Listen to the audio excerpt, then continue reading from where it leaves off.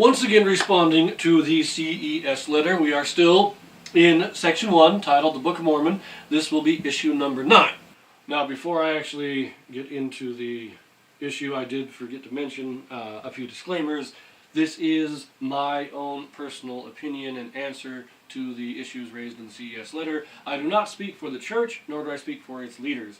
It is my own thoughts. So let us take a look at it. Issue number 9. The Late War Between the United States and Great Britain.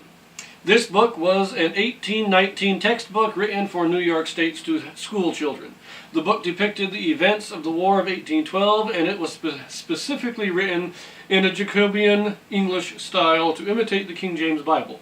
This affected scriptural style was calculated to elevate the moral themes, characters, and events depicted in the narrative to inspire the readers to patriotism and piety.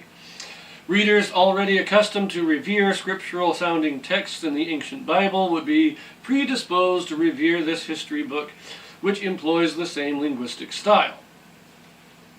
The first chapter alone is stunning, as it reads incredibly like the Book of Mormon. Quote, verse 1, chapter 1, verse 1 through 4.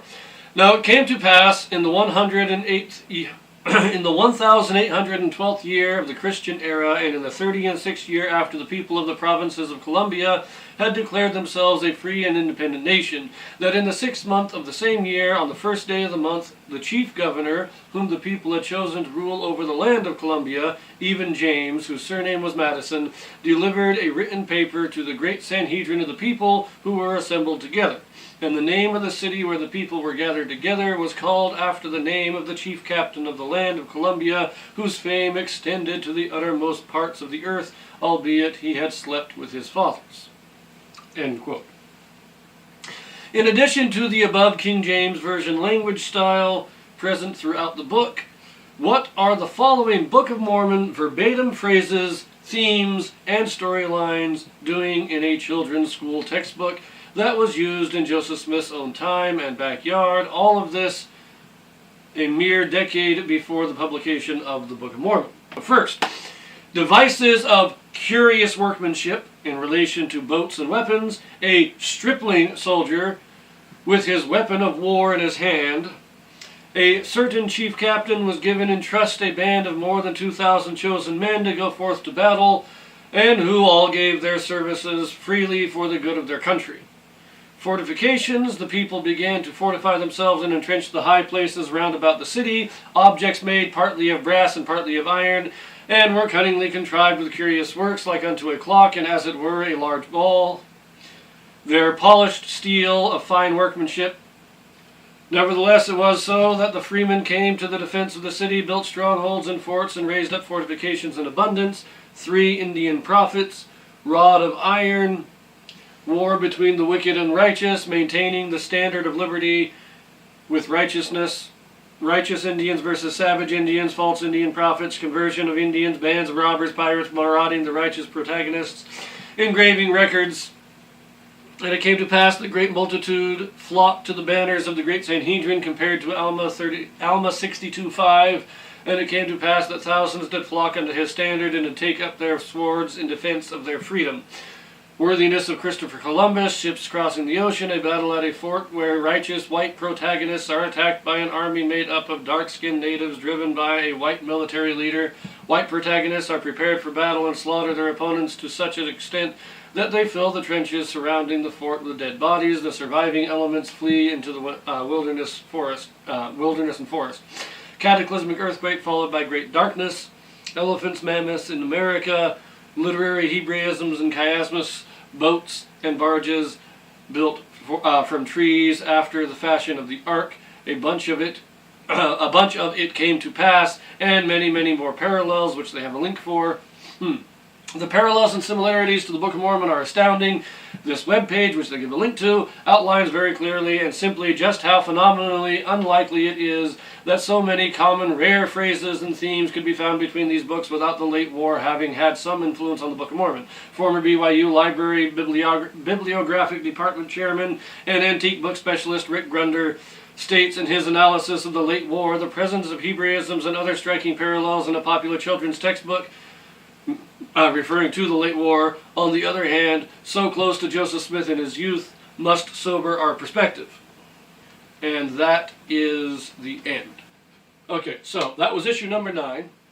And I will deal with that big list of parallels momentarily. It is kind of long, so I will reserve it for the end. Right now, let us discuss just a couple of points that he makes other than the parallels. So, in his first paragraph, he states that the affected scriptural style of the book is calculated to inspire the readers to patriotism and piety, as well as those already accustomed to revere the scriptural sounding text would be predisposed to revere his book. The problem is, and I've said it in previous videos, that the details matter.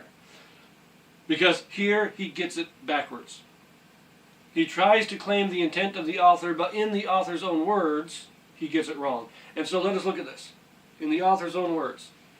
In the preface of the book, The Late War, it states here, "The young pupil will acquire, with the knowledge of reading, a love for the manner in which the great truths of divine revelation are conveyed to his understanding, and this will be an inducement to him to study the Holy Scriptures." So it's not because, he's not saying that because people like the Bible, they'll like his book, as is claimed in the CES letter, but rather, he hopes that people will come to enjoy his book and understand the style, and therefore enjoy the Bible more. It's a complete reversal of what they claim. The other one, they claim that it will inspire patriotism and piety. That does appear, the patriotism and piety appears in this preface. But what does it say here? "It will be read with pride and pleasure by every one of our young men, in whose bosom may glow the sentiments of patriotism and piety." In other words, if you already have those sentiments, if you are already patriotic and pious, then the text will appeal to you. You will enjoy reading the book. It's not calculated to inspire patriotism and piety, but it is calculated to be enjoyed by those who are already patriotic and pious. So the author of the CES letter makes 2 claims about the intent of the author of the late war, and he gets both wrong. This is just an indication that the author of the CES letter did not read the source material. He did not ever read the late war. He only read those snippets and those pieces that he cut and pasted from other anti-Mormon sources. Also, he then mentions the first chapter, he quotes the first 4 verses of the 4th chapter, claiming that it reads incredibly like the Book of Mormon. It also reads incredibly like the Bible, which is what it's imitating. But it's just simply using the Jacobean phraseologies. But it doesn't actually read like the Book of Mormon. It's a very, very different style of writing. It is clearly 2 different people writing. So, while it mimics the biblical phraseology, as the author of the book says in his preface, it does not actually sound any more like the Book of Mormon than it does like the Bible. He says how phenomenally unlikely it is that so many common, rare phrases and themes could be found between these books without the late war having had some influence on the Book of Mormon. Okay, the problem is that they do not give credit where credit is due. The late war has similar phraseology because it copies the Bible. The Book of Mormon was written by a people who came out of the Israelite or Hebrew or Jewish, whatever term you want to use, culture. The influence that is on both books is the Bible. There's no reason why the late war had any, there's no reason why we should assume that the late war had any influence on the Book of Mormon when we already know that the Bible was such a large influence. And it was an influence on both books. They both admit it.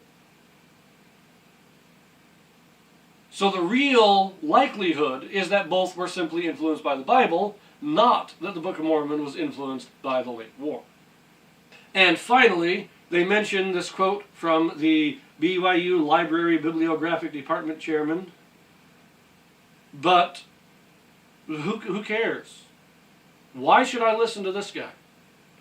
And this is the point where it really traces back again to my 5 truths at the beginning. My first video, I outlined the 5 truths that anytime anybody brings up any issue, any question, anything that comes to me that I hear of, there are 5 truths that I do not question, because I know they're true.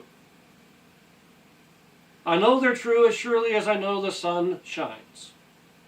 And one of those truths, the number 4, the 4th truth in my list, was that the Scriptures are true.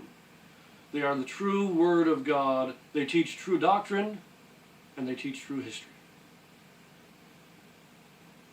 So nothing else matters. Given that that is true, why should I care what some guy in BYU says? This is, again, what they've done in many other issues, is they're trying to pit scholars against prophets. And they're asking, why doesn't the prophet agree with the scholar? Or they're saying, because a scholar said this, we should doubt the prophets. But that needs to be flipped around. Why don't the scholars agree with the prophets? And because the prophet said this, we should doubt the scholars. And that's what this is. This whole quote, the only reason for this quote is to try and pit a scholar, an LDS scholar, against the Scriptures and the prophets. And I just don't care. Talking of the parallels, let us go through this. There are 26, and I'm going to try and cover them all, so we're going to try and get through them as fast as possible, because I don't want the video to be too long. So, number 1, devices of curious workmanship in relation to boats and weapons. Now, first of all, the phrase curious workmanship is not an uncommon phrase.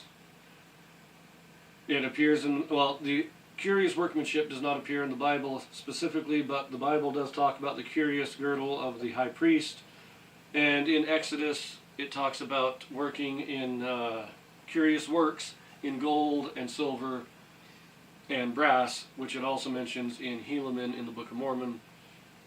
Now, they do use the phrase curious workmanship in reference to the Liahona in 1 Nephi and Alma, as well as to ships in 1 Nephi and Alma, but they never use it in reference to weapons, as suggested in the letter. It is to ships, but never to weapons. Parallel number 2, a stripling soldier with his weapon of war in his hand. Now, first of all, the term stripling, it's uncommon in the modern day, but it is not a rare term. It was actually used fairly commonly back in the 1800s. The Bible itself uses it in 1 Samuel to refer to David. The Book of Mormon uses it only twice in the Book of Alma, but it is still used in the modern day. We have in the online publication called The Vulture, just 2 months ago, December 1st, 2021, a Matthew Jacobs wrote an article about the actress Kirsten Dunst and her portrayal of Marie Antoinette, in which he uses the term talking about her portrayal as an excitable stripling. So the term is not uncommon, and it is still used in the modern day. As the rest of this quote, the weapons of war, this phrase as a plural weapons appears 9 times in the Bible. It does appear more in the Book of Mormon, but the reference to the Bible is clear. It is used singly once in Alma, but the phrase as quoted in the letter of with his weapon of war in his hand does not appear in the Book of Mormon in any form. Parallel 3, it states, a certain chief captain was given in trust a band of more than 2,000 chosen men to go forth to battle, end quote, and who, second quote, all gave their services freely for the good of their country. This is a clear attempt to make a parallel with the story of the 2,000 stripling warriors in the Book of Alma. However, these 2 quotes that are given are not of the same passage in the book, The Late War. They are actually separated by 268 pages, the first quote being on page 226, the second quote being on page 294. So this is a disingenuous, dishonest attempt to make a parallel that doesn't exist. Number 4, fortifications. The people began to fortify themselves and entrench the high places round about the city. This is too general of an issue to be an actual parallel. Cities have always been fortified. Usually a fort is placed in a higher place overlooking the city. However, the word entrench does not actually appear in the Book of Mormon, nor does the phrase high places. In the Bible, the term high places is used exclusively for religious shrines and altars built in the mountains. This parallel does not exist or is too general to mean anything. Okay, number 5. Objects made partly of brass and partly of iron, and were cunningly contrived with curious works, like unto a clock, and as it were a large ball. Now, first of all, this is talking about a torpedo in the late war, not a compass like the Liahona, which it is clearly trying to draw a parallel to. Also, it being made partly of brass and partly of iron, nothing in the Book of Mormon or even the Bible is made partly of both. It's either brass or iron. Also, the term cunning is never used to refer to any kind of material or object. It is only used in reference to a person's ability to influence others. So this, while it has some slightly similar words, is not a true parallel to anything in the Book of Mormon. And number 6, they're polished steels of fine workmanship. Now, in the late war, polished steels, this is referring to their swords. However, the term steel is used in the Book of Mormon 5 times, but it is also used in the Bible 4 times. However, the term polished appears in the Book of Mormon only once, when it is quoting the Bible, which uses the term 4 times. So, the parallel draws more closely to the Bible than it does to the late war. Number 7, nevertheless it was so that the freemen came to the defense of the city, built strongholds and forts, and raised up fortifications in abundance. This is another one that is simply too general. People always come to the defense of cities when they are being invaded. They defend the cities by building forts and raising fortifications. So, this is something that can be taken from any history book or any story of any war in the history of the world. Number 8, 3 Indian prophets. Okay, now, any religious leader is going to be called by Christians to be prophets. That's what that's the Christian term for the spiritual leaders of almost any religion. This is a clear attempt to make a comparison to the 3 Nephite disciples in the Book of Mormon, who are promised that they will never taste death until after the return of Christ. But in the late war, these 3 prophets were all condemned as false prophets and were later killed. So the parallel there also does not truly exist. Number 9, rod of iron. This is a fairly common phrase, so that Joseph Smith would have heard it at other places is very likely. It is in the Bible. In Psalms 2:9, it talks about being broken with a rod of iron. In the book of Revelation, it talks 3 times of ruling with a rod of iron. This is the way it is used in the book The Late War, where it describes King George trying to rule over America with a rod of iron. It is only in the Book of Mormon in which this phrase is used as a metaphor for the Word of God. And therefore, the use of this common phrase is unique to the Book of Mormon. The parallel, again, does not truly exist. Number 10, war between the wicked and the righteous. In the Christian era, almost every war has been described as being between the wicked and the righteous. The Crusades were the righteous Christians going to battle against the wicked Muslims. So the idea is not unique to this book, The Late War, and therefore cannot be truly traced to it. The parallel is too general to be meaningful. Number 11, maintaining the standard of liberty with righteousness. Again, in the Christian era, almost every war was considered to be maintained by righteousness. So that is hardly surprising that it would be in the late war, nor would Joseph Smith need to have heard it from the late war. Now, the standard of liberty, that is also a fairly common thing. It appears in records of ancient wars, such as the Swiss fighting against the Austrians, or even the Greeks against the Persians. So again, it is too general to have any true meaning. Righteous Indians versus savage Indians, parallel number 12. Again, far too general. Indians fought on both sides of the War of 1812, as well as the Revolution, and in the previous French and Indian War, and the ones fighting on your side were generally characterized as being the righteous Indians, and your enemies were the savage Indians. This is not unique to the late war. And if those Indians had professed a faith in Christianity, as many did, they especially would be described as being righteous. So again, far too general to be a true parallel or to have any meaning to the Book of Mormon. Parallel number 13, false Indian prophets. Once again, far too general. The Christians believed that all Indian religious leaders were false prophets. They thought that any religious leader that was not Christian was a false prophet. This is a common idea, not unique to the late war, and would have been known to Joseph Smith through many sources. So again, far too general to have any meaning. Number 14, conversion of Indians. Again, I would classify this as being too general. Every Christian denomination was sending missionaries out to preach to the Indians, and any story of success would have been reported in the newspapers of the time. Joseph Smith did not need to read this book of the late war to have stories of such conversions known to him. Number 15, bands of robbers and pirates marauding the righteous protagonists. You are not going to find the history of any nation that is recorded over a 1,000-year period that does not mention robbers and pirates. They are a common theme of all history.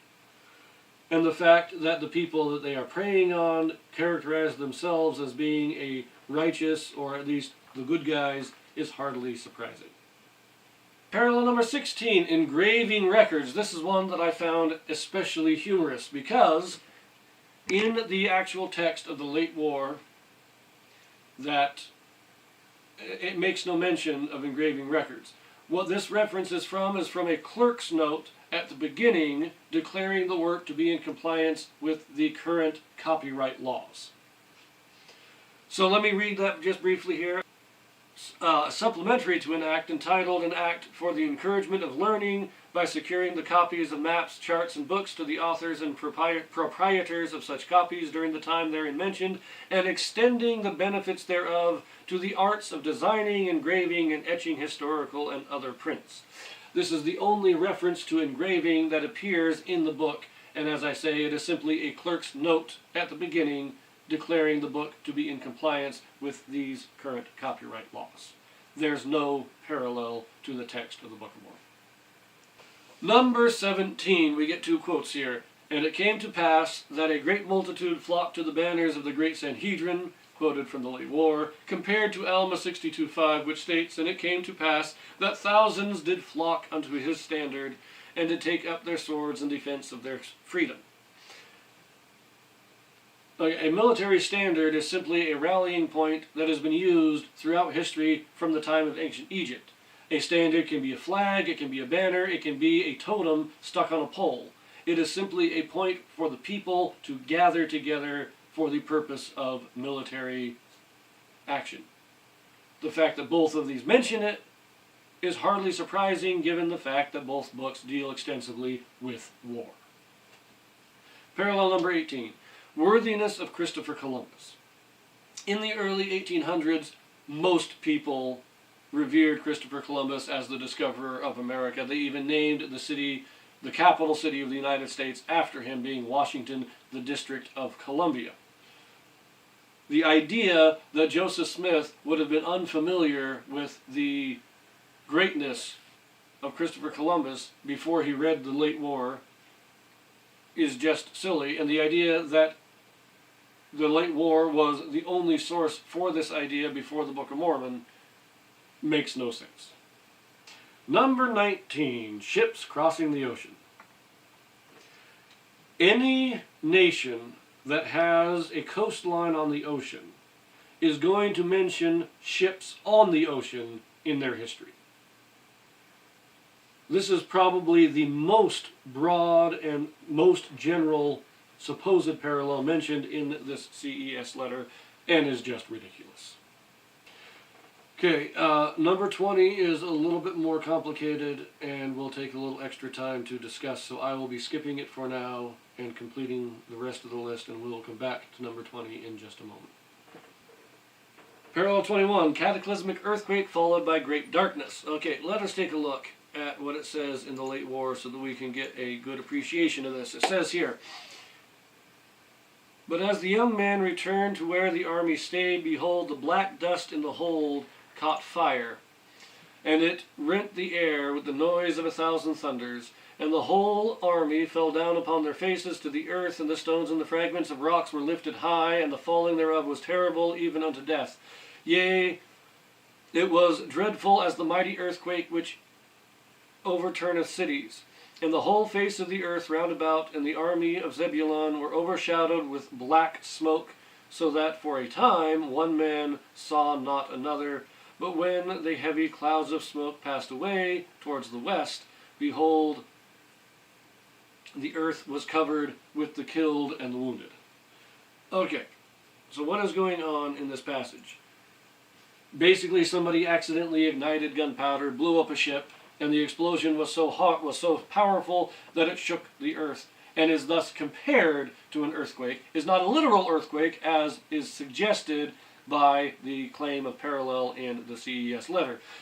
The black smoke that rose up from this explosion, that's a very nice description, but it blew away very shortly thereafterwards. In the Book of Mormon, which is what we are clearly trying to make a comparison to, we have a cataclysm that rocks 2 continents. Cities are sunk into the ocean, sunk into the earth, burned, blown away by whirlwinds, and then you have 3 days of vaporous darkness where you can't even light a fire. So we have metaphors being compared, metaphors of a temporary disaster compared to a major cataclysm that lasted for days. Number 22, elephants or mammoths in America. Okay, so first of all, we know the mammoths were in America. They were found in the early 1700s, bones of various types. Even President Thomas Jefferson was very fascinated with the mammoth and had several bones on display in his house while he was president. So they were here in America. Therefore, any book that claims to be a history of the American continents that mentions elephants, hardly surprising. The Book of Mormon, being a history of the American continents, should mention elephants, and the fact that the late war mentions them is not surprising, as it also deals with the American continents. Parallel number 23. Hebraisms, presence of Hebraisms or chiasmus in the text. For those who don't know, a chiasmus is a phrase, sentence, or passage in which the second half repeats the first half but in reverse order. For instance, in the Bible, we have Psalms chapter 3, verses 7 and 8 state, "Save me, O my God, for thou hast smitten all my enemies on the cheekbone, the teeth of the wicked thou hast broken, to Jehovah the salvation." We note, save me begins it, salvation ends it, my God, Jehovah, smitten or broken, and my enemies, the wicked, and cheekbone and teeth, in reverse order. This is what a chiasmus is. There is claims of one appearing in the book The Late War. I have not read it, so I am not positive on that point. There are some in the Book of Mormon. And the claim is that because they appear in the Late War, Joseph Smith could have recreated them in the Book of Mormon. The issue with this is that you have to explain how a young man with a 3rd grade education not only was able to recognize a chiasmus in the Late War, but was then able to reproduce, well, not really reproduce, but to produce a unique and original composition in this rhetorical form. The other thing to note is that the chiasmus is not unique to the Bible, the Book of Mormon, or the Late War, but is a common rhetorical device. It was particularly used frequently by Shakespeare, as well as many other ancient authors.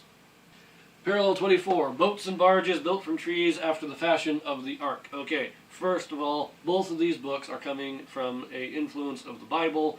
In the Late War, he states he's taking phraseology from the Bible. So in the Bible, what boat are you going to compare other boats to other than the ark? In the Book of Mormon, the only time that a boat is compared to the ark is during the story of the Jaredites, who are coming out of the Tower of Babel during a time when Noah is still alive, and therefore the story of the flood is still fresh in everybody's thoughts. What other boat would they compare their boats to other than the ark? The parallel draws more on the Bible than it does on the Late War. Parallel number 25. many uses of it came to pass. Again, this is drawing more from the Bible than it is from the late war. If we look in the Bible, the phrase "it came to pass" is used 387 times in the Old Testament, 65 times in the New Testament. This is a phrase common to ancient historians. So, Joseph Smith had no need to take it from the late war. He could have more easily taken it from the Bible, or, as the Book of Mormon purports to be an ancient record, it is more likely that it simply was written in by the original author. Those are all the parallels that are directly listed in the CES letter. The last one on their list just states many, many more parallels. Again, linking back to this other page that has much more detail on it. As I am doing just a response to the CES letter, I am going to leave it here. If there's any interest for me to look at this other paper and comment on it, let me know in the comments. Okay, going back to parallel 20. This is the only one in which they have any real grounds to stand on, but as it becomes the only one, it can be easily dismissed as a coincidence. But let us look at it real quick and we'll look at some of the details. It states here, a battle at a fort where righteous white protagonists are attacked by an army made up of dark-skinned natives driven by a white military leader. White protagonists are prepared for battle and slaughter their opponents to such an extent that they fill the trenches surrounding the fort with dead bodies. The surviving elements flee into the wilderness or forest. This is a calling back to a battle in the Book of Alma, where the Lamanites were led by Nephite dissenters to attack, the city of Noah, I do believe. And they kept fighting on, driven on by the Nephite dissenters, until all those Nephite dissenters were killed, at which point the Lamanites fled. And it does say that the trenches around the city were filled with the bodies of the dead. I will point out, however, that this is actually not an uncommon theme in many historical records of war, especially ancient war. When you have an army besieging a city, when they attack the wall, it is actually fairly common to describe the carnage resulting as filling the trenches. So that portion of the story is too general to mean anything. The only thing that they have some grounds to stand on is the fact that it was white leaders leading the darker-skinned Indians to attack a fort of white Americans. However, in the details it still falls apart, as in the Book of Mormon we have a large Lamanite population led by a very small minority of Nephite dissenters, while in the late war 1/3 of the army is British soldiers. They're not just being led by a white military leader, they have an entire contingent, an army of the British that are being supplemented by 1,000 Indians. But as I say, there is some substance to this claim of parallel. However, when we consider what the Book of Mormon claims to be, it is not surprising in that if the Book of Mormon was true, then this situation would have arisen, or is likely to have arisen more than once, as other races have come to America and mixed with the darker-skinned peoples here. If the Nephites did exist, a blending of the two races would have resulted in something similar to this happening, and when the Europeans come again, we would see the same thing happening. Therefore, while it is a parallel, it is a logical parallel given the history that is being claimed. So, that is the conclusion for my video on the late war between the United States and Great Britain. Probably a lot longer than I thought it would be, but that is my response. In general, the only real evidence shows a common influence in the Bible. That both the late war, because it is modeled off the Bible, and the Book of Mormon, because it is coming out of the Jewish and Israelitish traditions are both heavily influenced by the Old Testament. Other than that, the parallels are so broad that they are common to every historical account of almost every war. The very few that are not are things that we should expect if the Book of Mormon was true. It is truly, in the discussion of the Book of Mormon, the late war between the United States and Great Britain is truly meaningless.